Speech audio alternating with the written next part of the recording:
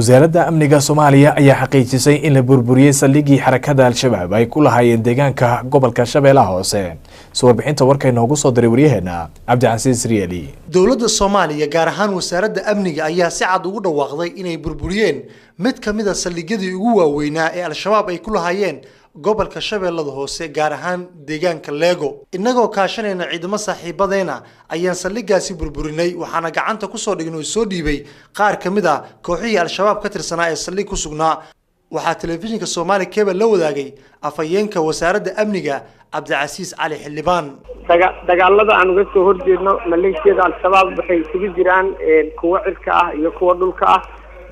dagaaladuna laba isugu jiraan dagaalka aan kala soo horjeedno maleeshiyada Al-Shabaab iyo duulaankii ugu dambeeyay ee lagu qaaday waxay isugu jiraan mid foolka foola iyo mid ciidamada isbahaysiga ee gurmadka Soomaaliya ugu yimid ay cirka ka duqeynayaan. weerarka waxaa fuliyay ciidamada dowladda federaalka ee Soomaaliya oo gacan ka helaya ciidamada gurmadka ugu yimid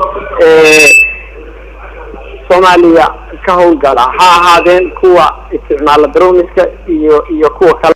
dhawaan ayay ahayd wasaaradda amniga markii ay sheegtay in howlgallo dhanka Al-Shabaab ay ka sameyn doonaan qaybo ka mid ah gobollada dalka Soomaaliya iyagoo tilmaamay in dhibaatooyin ay ka mid yihiin lacaga baada oo laga qaado shacabku ay ku hayaan dagaalyahanada Al-Shabaab. Cabdicasiis Cabdullaahi Maxamed, Cabdicasiis Soomaali Cable, magaalada Muqdisho.